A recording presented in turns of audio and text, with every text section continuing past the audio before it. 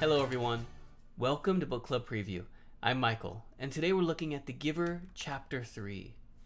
Now, in this chapter, it starts with Dad bringing home the new baby, whose name is Gabriel. So Dad's bringing the baby home. He's riding his bicycle, and it's in a little special basket. And Lily, she kind of teases. I can't remember Jonas. Couldn't remember his name. She teases Jonas, saying, "Oh, maybe he's gonna have funny eyes like you." And Jonas felt a little strange when she said that, because Jonas has light eyes. Most of the people in the community have dark colored eyes, but Jonas has light eyes, and another girl has light eyes. So she was wondering, she was kind of teasing him, saying he looked funny, but Jonas tried to ignore it. And then they see the baby, and the baby does have light eyes, just like Jonas. And so, Jonas kind of feels a little connection there. But they're talking, they bring the new baby in, everyone's looking at the new baby, and Lily says something funny. She says, "Oh, I think I want to be a birth mother." And Lily's mom, she just, Lily, gets really angry, and she scolds Lily a little bit. And we learn that, Lily says, "Oh, I think being a birth mother could be kind of nice because they get to eat really good food, they don't have to do anything, and they get to play games all day. And that sounds really fun." But then Mom says, "Well, yeah, birth mothers, they only have 3 years. So they have a child, then they have a child. After 3 years, they just do hard labor. So working in the fields or building buildings, we don't know what that is. But after 3 years of living comfortably, then they're just workers." And so Lily's mom asks, "Is that what you want to do? You just want to live comfortably for 3 years and then have to work hard for the rest of your life?" And Lily's like, I guess not." And then Dad shares, like, "Oh, the birth mothers don't even get to take care of the babies. Maybe you want to be a caregiver like me."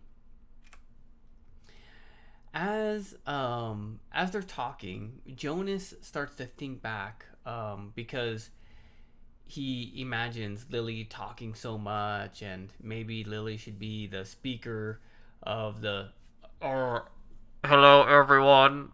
Please remember to tie your ribbons neatly and carefully."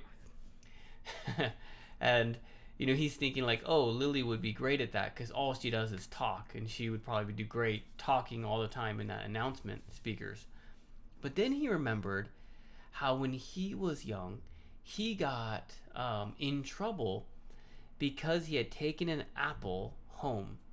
And there was a voice on the speaker saying, "Please remember 11s, that food is not to be taken, snacks are not to be taken to our houses, to be hoarded, to be kept, but to be eaten, shared, and played with." Or, I don't think the snacks are meant to be played with, but... And so Jonas immediately knew that message was for him. And he had the apple on his desk. So his parents saw the apple, and they knew that message was to him too.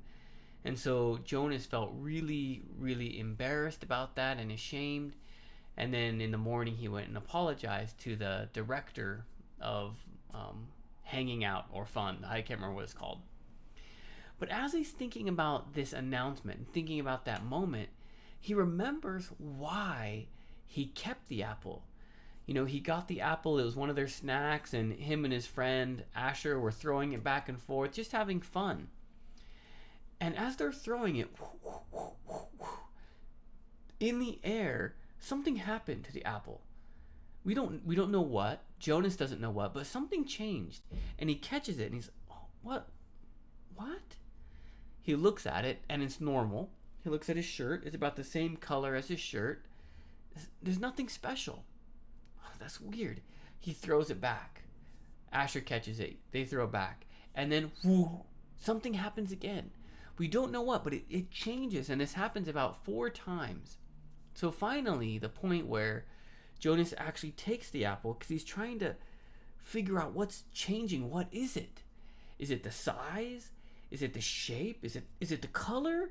Like something changed. He doesn't know what, but it kind of makes him feel bewildered. Oh, that was a vocabulary word I should have written down.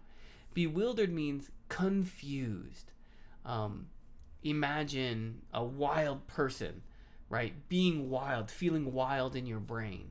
Bewildered. What is that? And that's the reason he kept it. But he still got in trouble. Let me think. And then they sit down for dinner, and that's kind of the end. Sorry, I should have written that on there.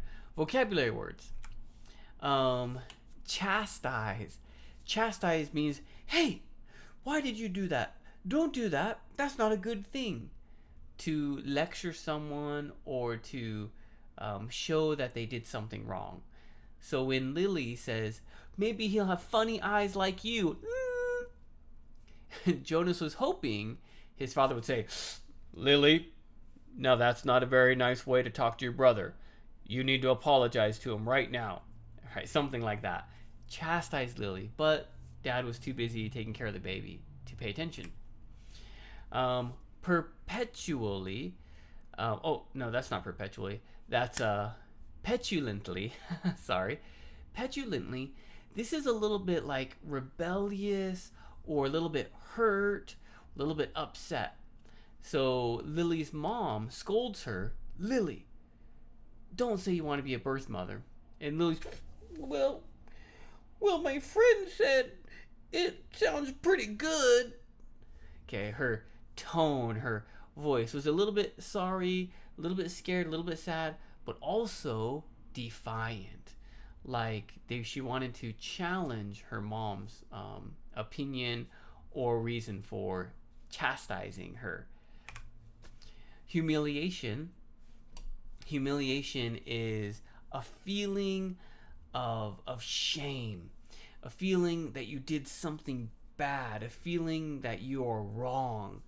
And when that announcement came out, 11-year-olds, please do not take snacks home, Jonas felt, oh, that's to me. And he felt so terrible that the announcement was talking to him because he had taken a snack. Remorse is a little bit like humiliation, but the feeling that you want to change something. You did something and you wish you could have changed it. Or you did an action and maybe you do it often, but now you want to change it. This is remorse. And not Asher, Jonas felt remorse for taking the apple. He wished he could have brought the apple back. He wanted to change that behavior to where he's never going to take an apple again. And the last one, adequately. Adequately means well enough. I'm trying to think here, what was this used for adequately? What's it in the story? I can't remember. Yeah, but I think he didn't understand something adequately enough, meaning he didn't understand it well enough. To give an example, they said that Asher's hand-eye coordination wasn't adequate. It wasn't good enough. So Asher actually had to play. He had to play catch. It wasn't a choice for him. Luckily, he enjoyed it. But he had to do it to improve his hand-eye coordination, being able to connect his eyes and hands well together. Because his hand-eye coordination wasn't adequate. It wasn't good enough. It wasn't well for his level. And the discussion question I have for you. Have you ever felt remorse? Was there something that happened that you wished you could have changed it, or you did an action that maybe you got in trouble for and you wanted to change it so you wouldn't get in trouble or something? Have you ever felt remorse about something? Of course, please write your own discussion questions. That is all the time that we have for today, but thank you so much for joining me for this episode of Book Club Preview. I'll see you guys soon. Bye-bye. Hey, if you have any questions about the video today, please feel free to leave a comment in the comment section. If you had any other vocabulary words that you wanted to know what they meant, let me know. And also, if you're interested in maybe joining one of these book clubs, please leave a comment and I'll get back to you. Thank you so much for watching. Bye-bye.